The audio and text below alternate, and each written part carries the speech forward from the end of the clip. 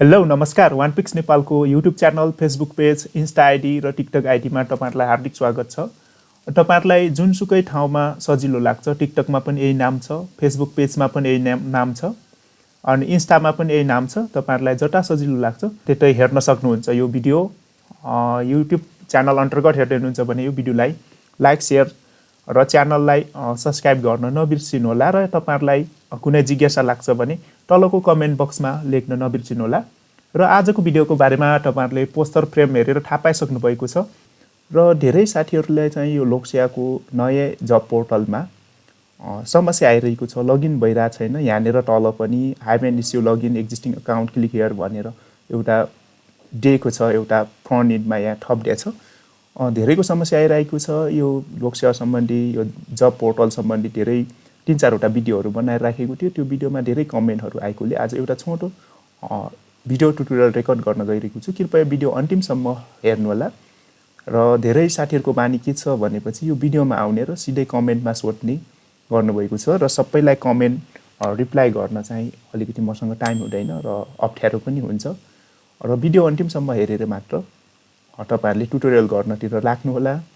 र तपाईहरु चाहिँ यहाँ सुरुमा PSC Online1.psc.gov.np मा लगइन गर्नु होला। यो चाहिँ नयाँ पोर्टल हो। पुरानो पोर्टलमा पनि समस्या भइरहेको छ। धेरैको चाहिँ आइडी डिजेबल भनेर दिइरहेको छ। त्यो चाहिँ त्यसको बारेमा अर्को भिडियोमा लिएर आउने छु र आजको भिडियोमा हेरौं। यहाँनेर चाहिँ मेरो चाहिँ प्रयोगकर्ता इमेल वा नाम भन्छ हैन, त्यो म इमेल राख्छु र यो तपाईहरुले युट्युबको कम्युनिटी गाइडलाइन अनुसार म इमेल देखाउने छैन। तपाईले चाहिँ लोकसेवामा रजिस्टर गर्ने बेला जुन रजिस्टर गर्नुभएको इमेल अथवा प्रयोगकर्ता नाम राख्नु भएको छ त्यो राख्नु होला र तपाईको पासवर्ड राख्नु होला। त्यो राखिसकेपछि बुझाउनुस् गर्नुस्।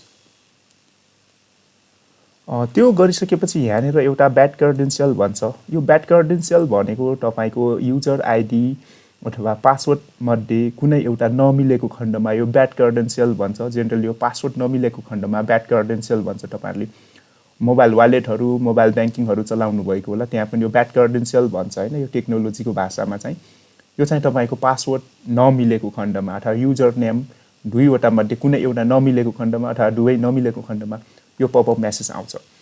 अब यो आइसकेपछि मलाई चाहिँ म फिक्स पासवर्ड र आइडी राखिरा छु। यो अलरेडी म लोकसेवा दर्ता गरेको छु। अनि त्यसपछि यहाँनेर hive issue login existing account भनेर यहाँ एउटा दिएको छ, यहाँबाट क्लिक गर्न सक्नुहुन्छ। एउटा कुरा फेरि यहाँ तपाईहरुले चाहिँ पहिले एकपटक रजिस्टर गरेर मास्टर आइडी लिइसक्नु भएको छ भने त्यो तपाईको नागरिकता नम्बरमा अर्को दर्ता गर्न पनि दिदैन है। यो दर्ता गर्नतिर नलाग्नु होला। पहिले तपाईहरुले लोकसेवामा आइडी रजिस्टर गर्नुभएको छ भने तपाईको त्यो प्राइमरी की राखेको हुन्छ नागरिकता नम्बरमा, त्यही भएर तपाईहरुलाई अर्को चाहिँ डाटा डुप्लिकेसन भनेर दिदैन। अब हेरौं। त्यसपछि यहाँनेर क्लिक गरेर हेरौं। अनि यसले के भन्छ युजर नेम भन्छ हैन। युजर नेम र इमेल एड्रेस राखेर हेर्छु। इमेल एड्रेस मैले पहिले नै टाइप गरेर कपी गरेर राखेको छु। अनि मोबाइल नम्बर त्यो राख्नु होला। अनि लोकसेवामा रजिस्टर भएको मोबाइल नम्बर हो, तर तपाईहरुलाई मोबाइल नम्बर मैले देखाउने छैन।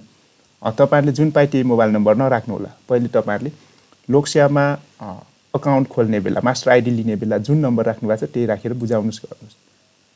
यहाँनेर पनि के भन्दियो भनेपछि एउटा पपअप दिएको छ, युजर नट फाउन्ड भन्छ हैन। तपाईहरुले यही काम मोबाइलबाट पनि गर्न सक्नुहुन्छ, क्रोम ब्राउजरबाट गर्नु होला अथवा अरु कुनै ब्राउजर तपाईहरुलाई सजिलो लाग्छ त्यो ब्राउजरमा गएर गर्नु होला। अब यो आइसकेपछि अलिकति तल आएर फेरि यहाँनेर बुझाउनुस् छ। त्यो लगइन गर्नको लागि मात्र बुझाउनुस्। यहाँनेर तपाईहरुले लगइनमा फर्कनुस् भन्ने छ, यसमा क्लिक गर्नुस्। यसमा क्लिक गरिसकेपछि अब यसले काम गर्दैन। अनि एउटा यो ब्याड क्रेडेन्शियल भनेको तपाईको पासवर्ड एक्सपायर भएर पनि हुन्छ। लोकसेवामा यो चाहिँ आजभोलि यो पासवर्ड एक्सपायर हुने एकदमै यो प्रब्लम देखाइराछ। तपाईको पासवर्ड एक्सपायर भइराछ। अब केही नगर्नु होला। अब सिधै यहाँनेर एउटा छ पासवर्ड भुल्नुभयो भन्ने छ हैन। यहाँनेर पासवर्ड भुल्नुभयो भन्ने छ। यहाँ ल्याङ्ग्वेज स्विच गरिदिनु भयो भने यहाँ फर्गेट पासवर्ड भन्ने छ। तपाईलाई जुन सजिलो लाग्छ त्यही गर्नु होला। यहाँ यसमा चाहिँ युजर नेम अर इमेल र पासवर्ड नराखेर सिधै यो फर्गेट पासवर्ड और पासवर्ड भुल्नुभयो जुन भाषा छान्नु भएको छ यसमा क्लिक गरिदिनु होला। मैले नेपालीमै राखे। अनि यसमा क्लिक गरिसकेपछि तपाईलाई यहाँ पासवर्ड रिसेट इमेल भन्छ। तपाईहरुले लोकसेवामा रजिस्टर भएको इमेल चाहिँ यहाँ राख्नु होला। मैले इमेल देखाउने छैन। अनि यसलाई क्यान्सल गर्ने भने रद्द हैन भने बुझाउनुस्मा क्लिक गर्नुस्, सबमिट गर्नुस्। अब सबमिट गरिसकेपछि यहाँ तपाईको रजिस्टर भएको मोबाइलमा एउटा मेसेज आउनेछ। त्यो लिंक म तपाईहरुलाई यसको स्क्रिनशट माथि शेयर गर्दिनेछु। त्यसपछि तपाईको इमेलमा पनि यहाँ इमेलमा हेर्नु होला। मैले जीमेल पहिले लगइन गरिराखेको छु लोकसेवामा रजिस्टर गरेको। त्यही अगाडि समय अगाडि एकपटक क्लिक गरेको थिएँ। त्यसमा चाहिँ फरगेट नोटिफिकेसन आयो। यसमा क्लिक गर्नु होला। तपाईको मोबाइलमा एसएमएस पनि आउँछ। म तपाईको मोबाइलको PSC अलर्टबाट मेसेज आउँछ। त्यो लिंकबाट पनि क्लिक गर्न सक्नुहुन्छ। यहाँ दिया छ है, सबै दिया छ। मेरो युजर नेम पनि छ। अब त्यसपछि तपाईहरुले चाहिँ यो पपअप सबै देखाउने छैन। मेरो पर्सनल डिटेलहरु छ। यो मेरो अकाउन्ट डिटेल चाहिँ मैले देखाउने छैन तपाईहरुलाई। युट्युब को कम्युनिटी गाइडलाइन अनुसार मलाई स्ट्याक आउँछ र क्लिक हियरमा क्लिक गर्नु होला। यहाँ क्लिक गरिसकेपछि तपाईहरुलाई नयाँ पासवर्ड भन्छ। नयाँ पासवर्ड चाहिँ यसमा राख्नु होला। तपाईको मेरो पासवर्ड रिसेट गर्दैछु। पासवर्ड चाहिँ अलिकति स्ट्रङ राख्नु होला। फेरि त्यहाँ यसले मापदण्ड पनि छ। पासवर्ड स्ट्रङ भएन भने तपाईलाई दिन्छ। यो पासवर्ड सबै राखिसकेपछि माथि चाहिँ नयाँ पासवर्ड राख्ने यसमा। अनि त्यसपछि त्यही पासवर्ड पुनः पासवर्ड यहाँ टाइप गर्ने। तपाईहरुलाई भाषा अप्ठ्यारो लाग्छ भने यहीँनिरबाट स्विच गर्न सक्नुहुन्छ। यसमा सबै राखिसकेपछि बुझाउनुस् गर्नुस्। नेट सोलो भएकोले मलाई चाहिँ अलिकति ढिलो भइरहेको छ। अब फेरि लगइन गर्नुस्। युजर नेम तपाईहरुलाई थाहा छ भने त्यो पनि टाइप गर्न सक्नुहुन्छ। इमेल एड्रेस राख्दा पनि हुन्छ। पासवर्ड चाहिँ मैले अहिले भर्खरै रिसेट गरे हो। काम गर्छ कि गर्दैन बुझाउनुस्। यसरी तपाईहरुले चाहिँ यो गर्न सक्नुहुन्छ। पासवर्ड रिसेट गर्नु होला र काम सबै देखाइरहेछ। यहाँ चाहिँ कहाँ केबाट छ भनेर अहिले खरिदार वा सोसरको चाहिँ विज्ञापन खुलेको छ। म्याट क्यामेराको विज्ञापन 28 वटा छ र 28 वटामा 554 रिक्त पदहरु रहेको छ। यसरी तपाईहरुले गर्न सक्नुहुन्छ। कहिलेकाहीँ तपाईहरुले मेल यसरी सपोर्टबाट इनबक्समा आइन भने तपाईहरुको जीमेलमा आएर मोरमा क्लिक गर्नु होला। अलि तल मोबाइलमा छ भने माथिको 3 वटा लाइनमा क्लिक गरेर त्यहाँ स्पममा जानु होला। स्पममा आइसकेपछि कहिलेकाहीँ यहाँ आउँछ हैन। मलाई चाहिँ वर्ल्ड लिंकबाट आएको इमेलहरु कहिलेकाहीँ यहाँ आएर बस्दिन्छ। तपाईहरुको इनबक्स र स्पममा चेक गर्नु होला।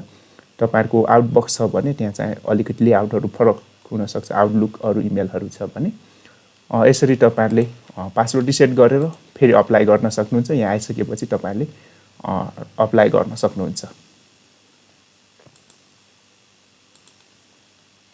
फेरि एकपटक ट्राई गरेर हेरौँ काम गर्दो रहेछ कि रहेनछ। मैले चेन्ज गरे। मेरो पासवर्ड एक्सपायर भएको रहेछ। त्यसपछि अहिले चेन्ज गरेर काम गरे। बुझाउनुसमा क्लिक गर्छु। लगइन भयो। यसरी तपाईहरुले पासवर्ड रिसेट गर्न सक्नुहुन्छ। ब्याड क्रेडेन्शियलको प्रब्लम वाला। अनि एउटा फेरि पुरानो आइडीमा पनि यो एक्सपायर बनिरहेछ। त्यो पनि मैले भिडियो सँगसँगै राख्ने गर्छु।